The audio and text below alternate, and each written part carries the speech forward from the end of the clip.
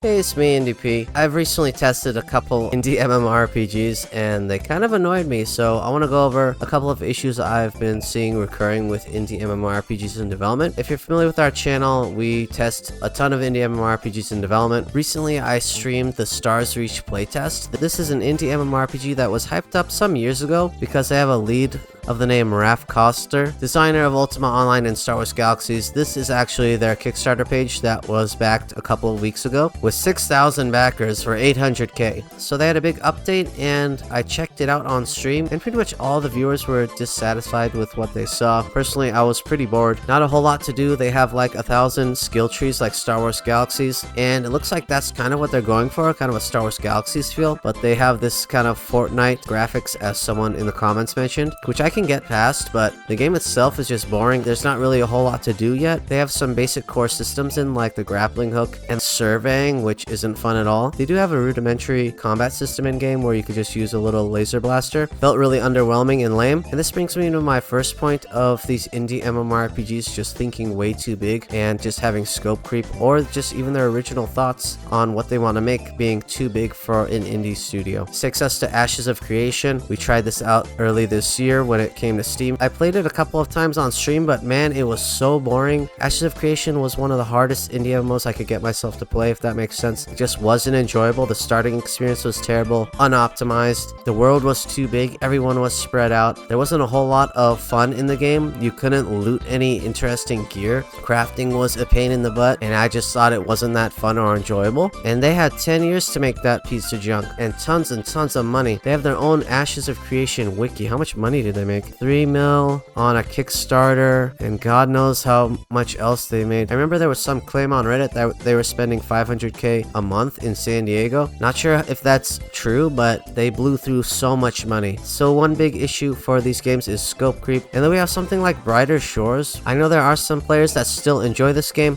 I put 100 hours in last year. I just didn't think it was all that enjoyable. I really pushed myself to get through what the content in the game was, and it was mainly just the same thing over and over with just a handful of quests like RuneScape. This was also a game that suffered from having that kind of celebrity effect with Andrew Gower being the lead designer for it. I think he was one of the devs from the original RuneScape, but the gameplay itself was boring. They tried to make a massive world, but the gameplay, it was no fun. With Brighter Shores, one of the issues with the indie MMOs in development is they're just not exactly unique enough, or they're straight up not fun enough. So this tried to be like RuneScape, but it didn't have really any MMO elements. I thought it was super dull at the time when I was playing it, because we couldn't trade, we couldn't even find our friends. I couldn't see my friends on the map. I don't think there was a party system. I can't even remember anymore because it's already been a year and a half since I've played it. But this game did feel high quality. It's just they didn't put out any updates, which is a big issue for a lot of indie MMOs. People lost interest really quickly because the game itself wasn't all that interesting, and even if they did find it interesting, they still needed more content to play after several months of waiting. That ties in with Core Punk. These were kind of the four really big indie MMORPGs that I feel like everybody knows about. Core Punk suffers from the same thing, terribly long time gaps in between updates, and the gameplay itself just isn't fun. I had a terrible time playing this game. Ashes of Creation and Core Punk were definitely the hardest videos to record outside of Ship of Heroes. Ship of Heroes is just straight up trash, I'm sorry. But Core Punk, I don't think it's ever going to make a comeback. I don't think there's probably even one player in the game right now. We tried this out last year, put in a decent amount of hours, and it was just really boring. People in their Discord claim there's going to be a revitalization with some big update and that the PvP is good, but I don't think it's coming, and if it comes, there's probably only going to be a few dozen people maybe playing. Speaking of revitalizations, Glory Victus was just relaunched into early testing. I played it on stream the other day. I have 475 hours in this game. I have some nostalgia with it. I played it a ton 10 years ago, so I thought I'd check it out because it has a special place in my indie heart. Checked out the store page after doing a little bit of the tutorial, and this was acquired by Gamigo, so obviously they had to add their own nice little monetization spin to it. They added a subscription which will straight up boost your loot chances, is what it looks like, as well as your crafting chances. So pretty bad. I don't care about the experience system. Experience in these PvP games aren't that important, but loot and crafting is very important in PvP games, and that kind of ruins it for me. So I'm out on Gloria Victus. Screw Gloria Victus. That crap pissed me off. It's the main reason why I'm making this video. I don't think indie MMORPGs can get away with crappy monetization action like this. Yes, it's gonna go to free to play and people have some serious nostalgia for Glory Victus, but my nostalgia does not supersede my hatred of pay to win. Screw pay to win. Do not support pay to win games. Or go play. What the heck does it matter what I say, right? It will be free to play. You could try it out if you want. I don't really care at this point. But we do have plenty of positives. Some stuff comes to mind. Nin Online.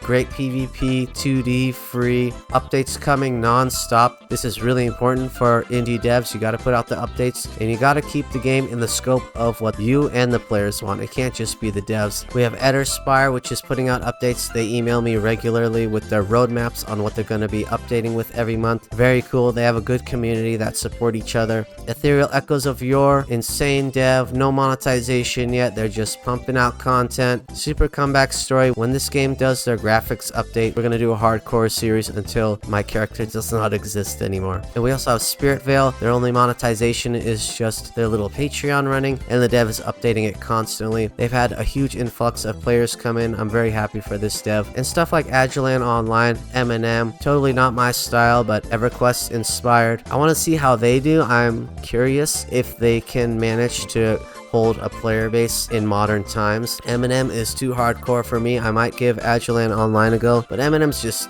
too crazy hard for me. That's one of those games where it's kind of more about the devs rather than the players, but tons of players really love M&M, so I'm not bashing them. It's just not my style. We have Apogea coming up. Again, not my style. Tibia inspired. Players freaking love this game, bro. I cannot get into this game. It's too hardcore. My top two upcoming are Drakantos. Super interesting concept, little 2D open world. Hopefully they make it more MMO-like. They are regularly updating us on their Discord on what they are changing, and it looks like it's for the better. And then we have Farever, which is my top choice. Supposed to come out this year, I'm pretty sure. Action combat, cartoony, totally in love with the graphics, and the gameplay is really enjoyable. It's kind of like BDO, but a little bit slower, and of course doesn't have the insane UI or monetization that BDO has. Ton of cool games we've discovered so far this year. Torebia is awesome. Everlast, Undying Tale potentially will be really cool. You RuneScape lovers might like that. Of course, we have the greatest of all time, Project Gorgon. Go play that. Totally worth it. Well, man, I love this freaking channel. I love checking out indie MMORPGs in development. It's so much fun to me. I love seeing the unique things that